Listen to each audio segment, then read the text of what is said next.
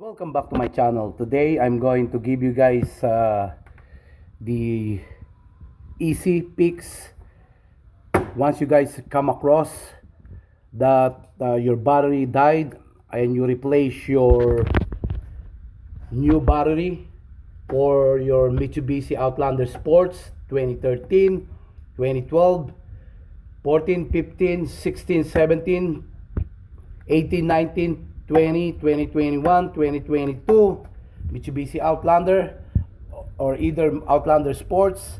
You might gonna come across with the situations like my cars and also my sister. She has also a Mitsubishi Outlander Sports, which is a 2013, and she just recently replaced the battery, and it happened that when I changed the transmission fluid, even though that the battery just newly replaced within couple of days, and what it was happened after I changed the transmission fluid, I you know prior to change the transmission fluid, I use a floor jack, and I put a jack through the Mitsubishi and a jack stand, and after I replace the transmission fluid using the Castrol pulley synthetic, the CBT, I use a 5 quart, and it just happened that the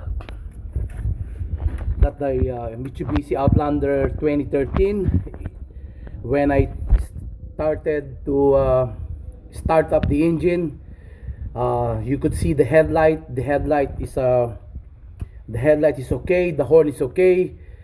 But when you push the push button, because the vehicle, the 2013 vehicle of my sister, it had a push button. So when I step on the brake and push the push button, so it won't start up the car, even though that you see the battery, you see the power, that it has enough juice on it. Use the headlight, you tap the horn is okay, and you might gonna think, oh, what's wrong with it? I couldn't hear any clicking sound, or the starter just running. It just, you might gonna think that, oh no, there's something wrong with it. This engine might gonna have a problem, or either transmission might gonna have a problem because it's a newly replaced battery. But at the end of the day, it's really hard to figure out how how you troubleshoot it. A lot of people, and some of the bloggers, they uploaded a video. There's a particular blogger that uploaded the part 1, part 2, part 3, so on and so forth of the videos, but didn't give you guys a honest picks for this vehicle, which is the Mitsubishi Outlander Sports 2013 up to 2021, or either the Mitsubishi Outlander 2017 to 2022. I'll give you guys a quick tip. First troubleshooting. The first troubleshooting that you guys need to do, you need to remember that once you guys remove this nut, if you guys see that nut, the washer, once you remove it, the clamp that it has, the clamp that it came with this Mitsubishi Outlander or Outlander Sports, it's not a good battery clamp. So all you need to do, you need to use the vice grip to crimp it. Make sure that it has enough grip, and clean it up as much as possible. You do not want to see any corrosions or any residue coming from the battery. You need to clean it up and crimp this terminal. Make it make it tight, because this terminal post, if it's not tight enough for this battery, for the new battery that you're going to put it in, it won't start. So you might gonna think there's something wrong with the relay, there's something wrong with the alternator, there's something wrong with the starter motor. But before you guys to come up with the conclusion that your alternator it might be the culprit. You need to consider that once your alternator, because alternator is like a generator, which generating electricity, coming from the battery, and then the alternators, give juice to the battery, so that the battery will always be topped up with 12 to 13 volts uh, every time that you start up the engine. And so if you see that type of that type of problem, don't come up with the conclusion that you need to replace the alternator, because if your headlight is good and your horn is good, and you see the dashboard panel, all the lights just okay, so it means to say that the you need to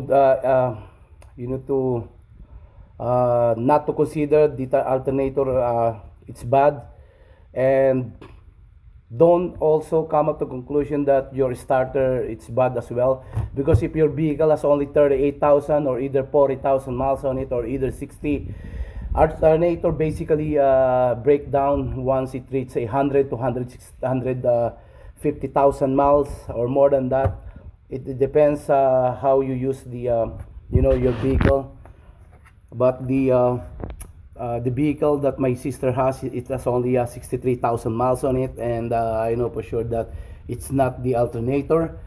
And the relay is gonna be here, but don't come up to the relay if your battery terminal, if you already crimp the battery terminal, the positive and then the negative terminal, if you crimp it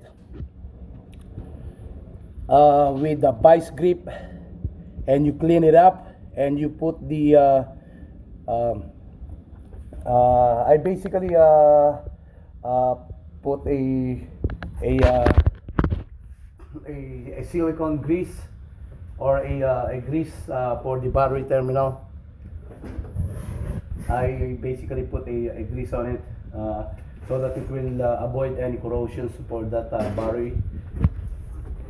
I use this one, but this one is not a this is not a silicone. This is a moly lithium, rather. This is a moly lithium grease. That's what I basically put through the battery terminal every time I change the battery. Like what I said, it happened that my sister's car, it just the battery just broke down, and we decided to replace it. It was replaced a couple of days ago, and then when I changed the transmission fluid of the car, of the SUV, which is the 2013 Mitsubishi Outlander, it won't start up.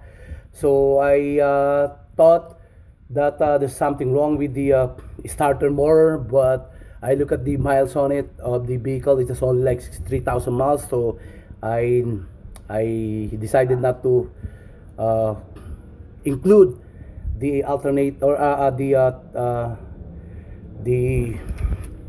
what do you call this? Not the alternator, and then the starter motor, which I know they're not the culprit for not starting the engine. So I went to come up to conclusion that the battery terminal might gonna be the culprit of it.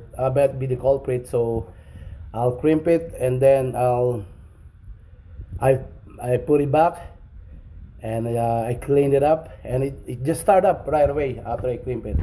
But some people, they say that sometimes the relay, it was the it's one of the culprits sometimes. But don't come up with the relay right away, because relay, it's not it's very rare that the relay, when it comes to Mitsubishi brand, it's very rare that the relay easily break down compared with the Hyundai.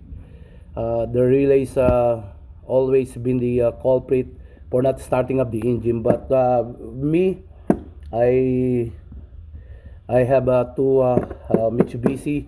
My Kia is also made by Mitsubishi. I don't have any problem, and this is my Mitsubishi Outlander. And my sister, she has a Mitsubishi Outlander Sports. So, and I have also a Mitsubishi Lancer EL 1996, which I still have it back then when I was in our country, in the Philippines. I still have that vehicle. It's a tank, so it's built as a tank, so it could last, for long. I don't have any issue whatsoever. So that's the reason why I basically stick with the Mitsubishi brand.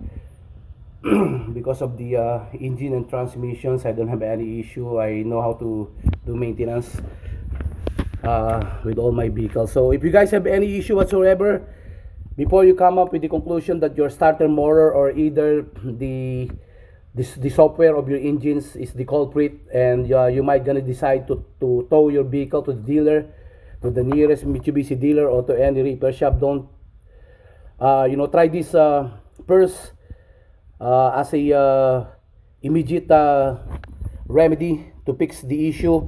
So you need to I point out with you guys, you need to tighten this. After you tighten, clean it up, make sure there's no corrosion whatsoever. Tighten the positive terminal faucet and then the negative terminal faucet, and once it will you place it back, it might gonna start up. Okay, until next time guys, I hope you guys like this video. Please subscribe and share to my YouTube channel. May God bless you all. Bye for now.